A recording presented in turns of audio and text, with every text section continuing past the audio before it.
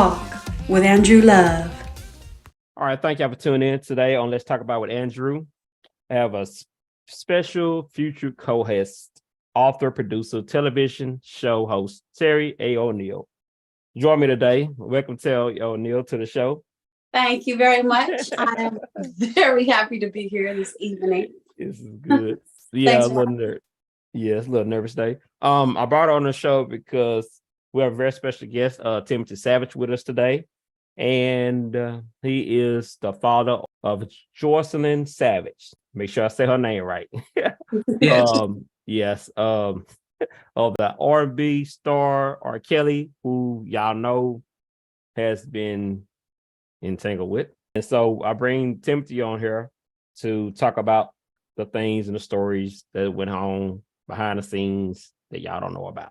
Thank you so much, Timothy, for being with us today. And thank you, Andrew, for having me. I'm excited about tonight. I'm excited about the truth being told. Okay.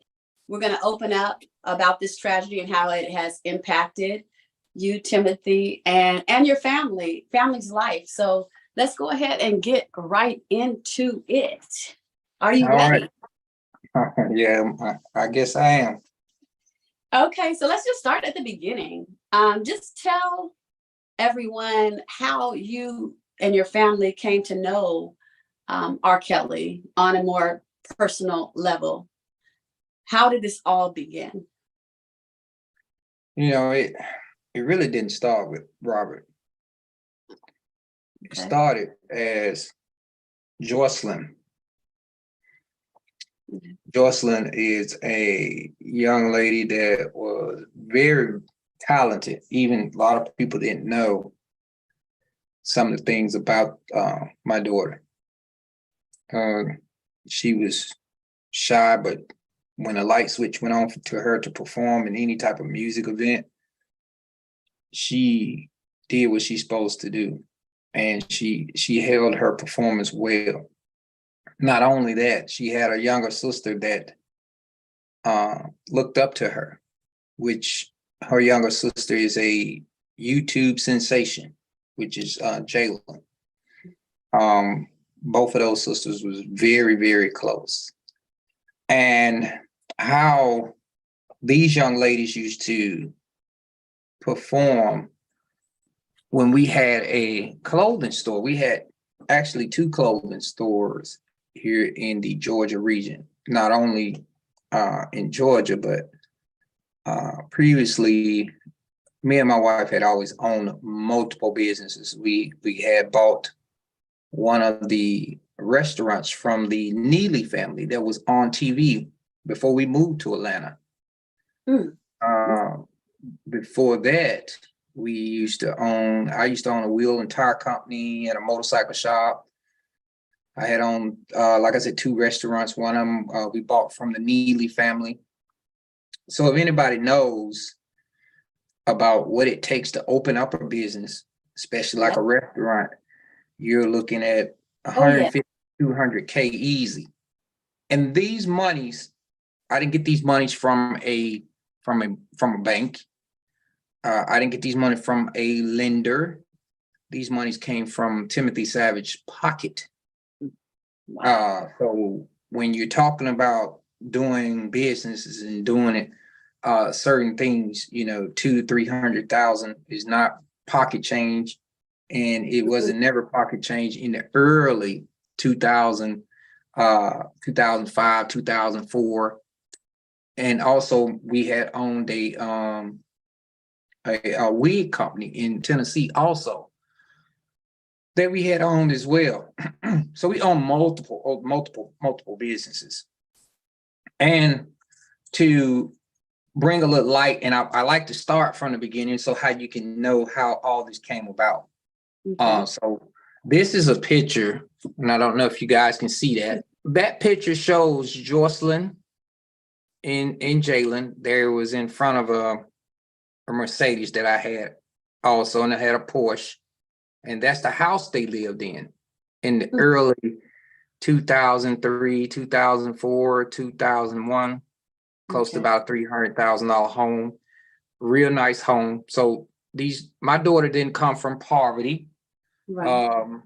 So it was never about nothing about this. Is a picture of my wife and I when Joycelyn was born. Oh, So she had just had Joycelyn. And this is a picture of Joycelyn when she had Joycelyn and I was there. okay. And as a family, we always had pictures of her, Joycelyn, I, the kids, always. So I've always been in all my kids' life. And this is, of course, a picture of Joycelyn when she was modeling previously. So some things I know, and these things come about because I tell a backstory because a lot of people stated a lot of things about our family just wasn't true. And I always wanted to make things right and tell the truth about everything that we did. I mean, when Joycelyn was in high school, we had a limo. So been dating Joycelyn since high school. So we've always been close. High school sweethearts. Right. 11th grade. Wow. So when we moved to Georgia, we sold everything we had in Memphis, including a house, because the girls were very, very talented. So talented they got picked out of a talent show. And the girls end up traveling to California with them, and they had agencies wanted to sign Jalen and Joycelyn to their own talent agency. But we couldn't, it was unaffordable and unrealistic to move from Memphis to California with the way housing market was and everything. And so we ended up sold everything that we had there in Memphis. And we moved into a small 2-bedroom apartment so we could make an adjustment for the kids. And we made the adjustment for the kids so everything was sold, restaurants, everything. So we made adjustments to move to Smyrna, Georgia. Okay. And we stayed in Smyrna. And when we stayed in Smyrna, Joycelyn, we moved into an apartment first. And Joycelyn was very talented. She still was talented. She had a song called Ragdoll when she was out and she was performing. And if you didn't know, Joycelyn performed with Jumbo on the Track, the Yin Yang Twins. And me and Joycelyn was always with these girls at all times when Joycelyn was performing. So you moved. Let me just clarify. So you guys packed up and moved so that they could pursue their dream. Their dream. Absolutely. Wow. We was very stable, home, businesses, everything. Okay. And to sometime as parents, you've lived more of your life than anything. And you want to make sure your kids have an opportunity what their dreams and wants are.